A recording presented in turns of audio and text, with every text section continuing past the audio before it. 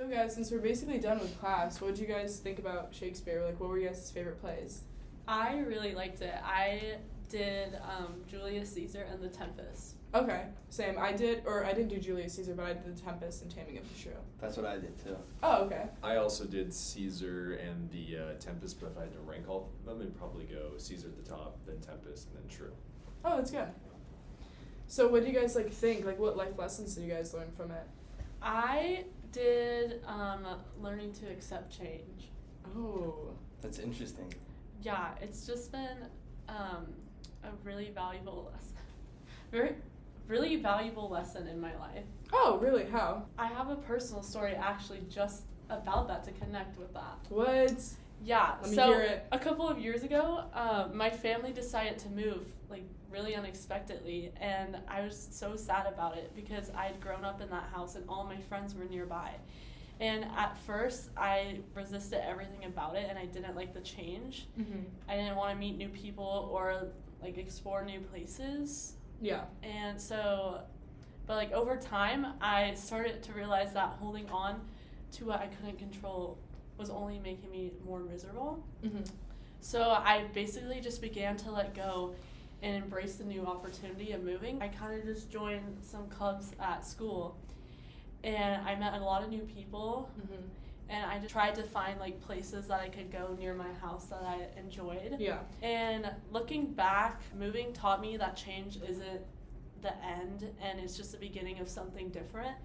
And maybe it's experience that everyone can learn from as well. So how does that connect to Julius Caesar and The Tempest? Basically in Julius Caesar, Brutus refused to accept change in Rome. Yeah. With his, like, political power, and he tried to control the future by Caesar's assassination. And That was crazy. Yeah, it was. Thinking that it would, like, save Rome, but his, like, inability to kind of, like, adapt to, like, Caesar just created a bunch of chaos, and it ended up being his downfall, obviously. Yeah. And that actually reminds me of what Spectre from How to Train Your Brain said.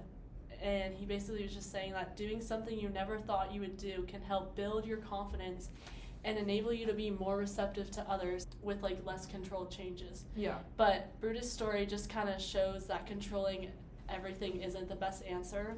Mm-hmm. And I just, like, learned from that you kind of just have to accept change and move on. The Tempest, Prospero just kind of starts the play by wanting, like, revenge and control. But over time he learns to, like, let go and accept the change in his life, being kicked out from his role. Yeah. And Fabio, from developing a new instrument, he just said that transition from simple awareness of a problem to full acceptance is a fundamental step in personal growth and healing. And I just think that really connects to Prospero's journey. Mm-hmm. And that kind of just resonated with me because I've also struggled with letting go of frustration and change, and I just think that taught me a lot too. I never really noticed it like that. Like, I feel like that's a really good perspective from the two plays. I didn't really, like, when I was thinking about life lessons in the plays, like, I didn't really realize how much that is prominent with What Julius was your Caesar. life lesson again? So I did Taming of the Shrew and The Tempest. And so for me, I feel like I thought I kind of got the ideas of more of, like, isolation and then finding, like, connectedness, like, throughout that isolation. Definitely. So for me, I feel like I experienced that during COVID-19. I feel like we all did. Yeah. Definitely. I just feel like I had a tough time during that time in my life. I just felt like it was something very new, and I never expected us to have, like, such a dystopian type of lifestyle. I definitely think we all Yeah. felt that back at that time. Yeah, especially, like, at such, like, a prominent age where we, like, needed connections with others and, like, social interactions the most at that age, and that kind of got stripped away from us. That's kind of like what happened to Miranda growing up on That's what island. That's what I connected it with. Tell me more about that. Yeah, so, well, first for Taming of the Shrew, I kind of saw this. It was more like an emotional isolation. I thought that Katerina kind of exemplified those, like, isolated emotions. She was always, like, encapsulated by her dad, controlled by, you know, her dad and, like, her family, and like obviously Petruchio, and I also have like a quote. So She was very isolated because she was like the only. Yeah. She was labeled as the shrew, so she was Yeah. kind of like isolated from all of society, and I feel Yeah. like that kind of really connects to like my mindset during COVID of just like having kind of like an isolated mindset, and I felt like I was just so different because I wasn't really fine being isolated, and my brother was like kind of like content with it, and my family was kind of like angry at me about that, so I feel like I resonated with her through that. And so in Act 3, Scene 2, lines 8 to 11, Katerina states, "No shame but mine, I must forsooth be forced to give my hand deposed against my heart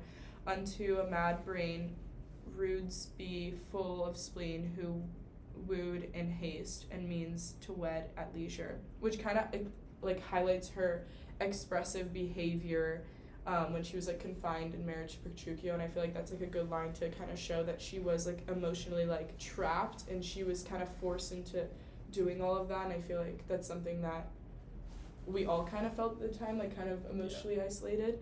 But for Miranda, we see that like physical isolation where she grew up her whole life on the island just with like Ariel and Caliban and her dad. Not as many people to talk to. Yeah, I it wasn't couldn't like imagine that. it really like kind of shows, like it kind of like reminded me a lot while reading that play of like how it felt of just being stuck in your room and not really getting to seeing anyone and like seeing your friends, and you kind of had to make those connections online, and at least we had that aspect. But like that still is not the best way to interact with No. people. And that's something that, according to Robert Blum's article, Adolescence Connectedness, Cornerstone for Health and Well-Being, he says that positive peer connections have been shown to be strongly associated with adolescent well-being. So positive peer relationships are also associated with school connectedness, and efforts to enhance skills in an environment that promote positive peer relationships in and out of school, as well as on and offline, are important. So I feel like that just shows like how important it is to have like those connections, especially when growing yeah, up. definitely with like, I feel like a lot of kids growing up, like their number one source of like social connection is school. Yeah, and finding out like who you are is like based off of like who you surround yourself with. Like growing up, I've always was told like, watch out who you surround yourself with, because you kind of adapt who you kind are. of take some of those aspects from the other people. And it's like weird seeing like how Miranda was stuck on that island in her whole life, and yeah, she is her own person, but obviously she kind of, you could tell like she wants that freeness. I also found a quote. So for Act 1, Scene 2, lines 25 to 26, Miranda states, "More to know, did never meddle with my thoughts." So this line kind of highlights that she was taught through the perspective of her father, and that's kind of like all she knew. And I feel like during COVID for me, it's like all I really knew is like kind of my family, Yeah. and like seeing what I saw online, I kind of wasn't being my own person. So I thought that was like a different like perspective to kind of look through those plays. But it's definitely something that I noticed like at the jump. Like that was like my first thought when like going into The Tempest.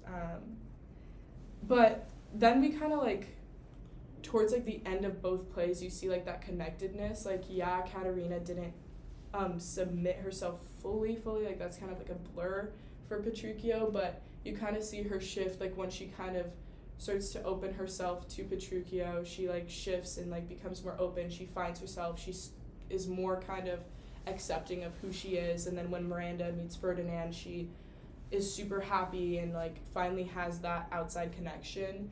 And I feel like I felt that a lot when schools once reopened. I found my people, I found my friends, and I started to finally discover who I was and what I wanted to do and make my own opinions. I felt like those two plays really highlighted that. Nice. Also, we kind of see like how bad isolation is through Robin Digby's research, Patients in Isolation in Their Physical Environment and Mental Health, and which was an exploratory study, and it just talks about the negative impacts of like isolation, like anxiety, anger, depression, and the effects on physical and mental health, how reducing muscle mass and functions, and increased likelihood of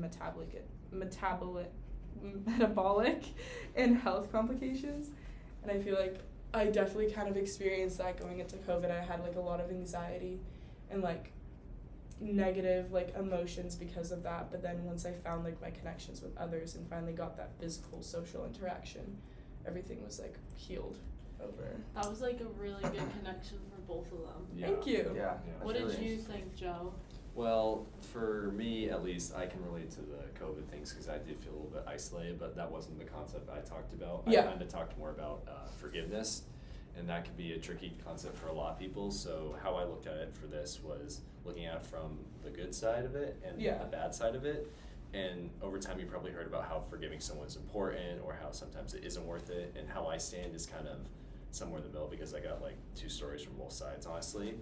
So we can. Yeah. So first of all, I can talk about the positives of it from the Mayo Clinic, which is like one of the top like medical research areas here in Mhm. the United States. Some of the things I found was you can improve your mental health, less anxiety, less stress. Your heart health is better, and your self-esteem is a From lot. forgiveness? Yeah. Yeah, like a Oh, lot. I feel what? like I've definitely like The weight yeah, is taken off your I shoulders. feel like I've Yeah. definitely felt that before where I was Mm. like holding a grudge against someone and then I kinda just like let it go kinda. You could like take a deep Yeah, breath. I felt very like calm after. Yeah, I've definitely had those experiences where all the weight is just kind of taken off. Yeah. And one of the areas I felt like I really saw that was in The Tempest, kind of near the end of the play. I mean, I can't remember exactly which lines, but like Act 5, Scene 1 with Prospero and Antonio kind of recollecting at the very end with each other. But the one lines I kind of realized was the epilogue with lines 9 through 10 with, but releasing from my bands with the help of your good hands, kind of. Like, I know that's kind of rhyming, but he's kind of asking the audience just, To forgive him. yeah, and like, Yeah. it kind of helps him in the end because he's like finally getting off that island and he's finally free. Yeah. And story-wise, I mean, siblings, honestly, I mean, I got 2 younger siblings, and I've just learned that, like, just with them specifically, it's just easier just to forgive. It doesn't really matter at the end of the day with those guys, and it's just like, you don't want to hold a grudge on that side. Yeah, I Definitely. agree. What 'cause- was your other But going to the other side, forgiveness, sometimes it always depends on the situation. My other source was by David Lesher and Lisa Jabloner. It's from On the Differential, Meditating Roles of Emotions in Revenge and Recollection from the Behavior and Brain Science Journal. They kind of talk about how with revenge and forgiveness, sometimes there's actually very much similarities for them, and they're kind of caused by like the same actions. So like, funny enough, like the act of forgiveness can kind of come from like the same area in your brain as like kind of wanting to go for revenge. What the potentially. heck? I never knew that. I feel like like forgiving someone definitely is a two-sided thing because I feel like Yeah. if you forgive too much, then you kind of are left with like I know. neg- I always you say get like run over. I always say Yeah. like forgive but never forget. Like you Mhm. can let go of something, but like if they like did you wrong, you Mhm. don't have to like be friendly with them. And going You off can just that kinda point, let 'em go. And going off that point back to the Mayo Clinic, the effects of holding the grudge, you become anger and bitter, and you just can become wrapped up in it. You can become depressed, irritable, or anxious. I Yeah. definitely felt this because last year I had a terrible roommate at my old college I was at, and like Mhm. I tried to get along with him. It just sent me down a downward spiral where I was like mostly depressed for most of the year. And yeah, like I'm in a better place than I am now, but like I've always thought about once I got out if I could ever forgive him in that aspect. And I feel Yeah. like I just can't just because of what I went through. And yeah, I'm not like holding a grudge and I don't think about it, but like it does kind of go against my morals a little bit Mhm. on that aspect of like I want to, but like the pain from it is just too hard on myself. Yeah. It just was too much. And kind of tying that into Julius Caesar, I felt like was kind of in that aspect with, especially with Mark Antony and Brutus when they're talking to the crowds about, especially Brutus when he's talking to the crowd like, forgive me why I did this. Yeah. I felt like I could kind of see some of those negative aspects of forgiveness in there a little bit. Yeah, for sure. What was your plays that you did? So I did The Tempest and Taming of the Shrew, and my like topic for it was self-awareness, which I thought was really interesting. Because self-awareness is defined as a deep understanding of one's emotions, strengths, weaknesses, needs, and drives, according to Leo Stefanos, who's the author of many self-awareness books, including Self-Awareness and Personal Responsibility among seminary students. To have self-awareness within yourself allows you to gain the chance to make positive changes to your life. It lets you identify problems within yourself and plan out how you're going to go about fixing the problems. Research done by Mario Wolf of Zurich University in Switzerland, he concluded that finding the means to solve your problems and difficulties leads to a severe reduction in both doubt and future problems with those issues. At its core, self-awareness is about helping you become the best version of yourself, which I think is really important. Yeah. Yeah. How did you like connect those to your plays? That sounds really interesting. one of the first examples I found was from The Tempest, and Prosper's like transition throughout the play, becoming self-aware Yeah. of his Yeah, actions. that's like very Yeah. He prominent. I does. feel like. Because at the beginning he's mad by Antonio, who took his throne. He also and, Yeah. sinks the ship at the very beginning. Yeah. Yeah. and pretty much took over his life. Mhm. Which and then slowly throughout the play, you become self-aware of what his previous actions had like led up to his own demise, and it's Yeah. kind of his fault. And he sees the destruction, sees that it causes nothing good for anybody, just harm, and it leads him to renouncing his magic and saying, "I'll promise you calm seas, auspicious gales, and sail so expeditious that you shall catch your royal feet far off." That's from Act 4, Scene 2.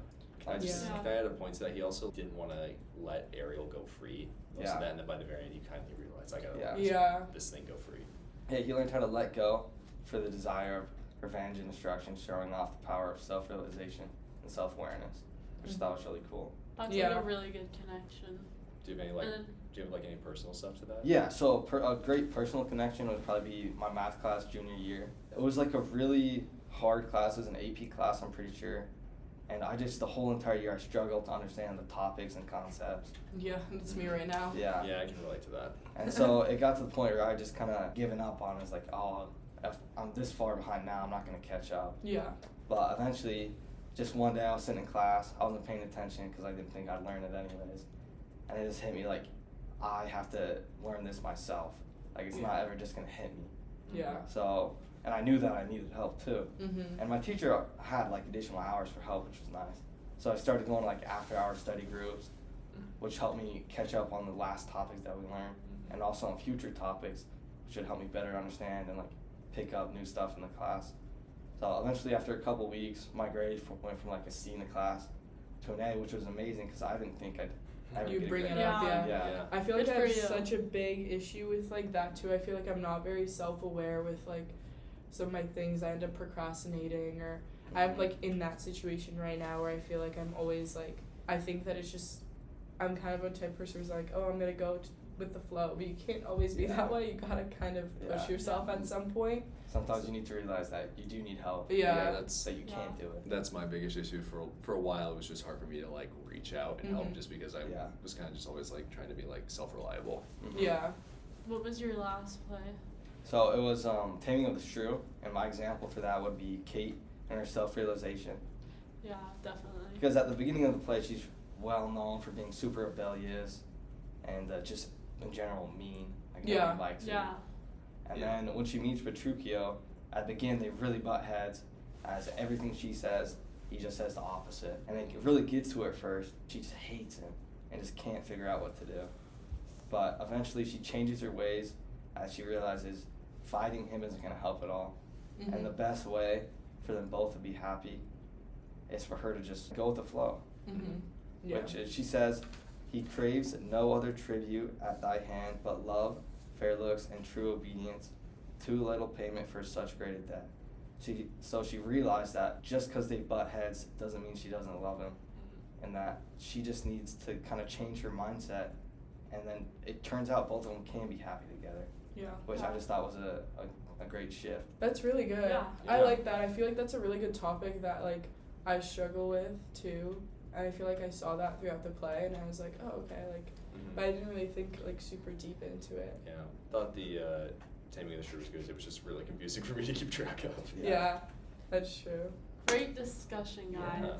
I'm really happy that we Yeah. all learned a lot of great Yeah. life Yeah. lessons from Shakespeare. I think it really benefited us to help Yeah, us like. definitely feel like I learned a lot. I feel like you, like me, with my topic, like literally reading these plays made me like self-aware of like my own past with COVID and like struggling with isolation, not knowing anyone, and then like connecting with people. And I feel like seeing that through like a play really helped me understand it. Yeah, definitely. I feel like with the forgiveness thing, it kind of let me look at some more new concepts and really personally relate to a lot of the new things, which Yeah. was really nice to do. Definitely.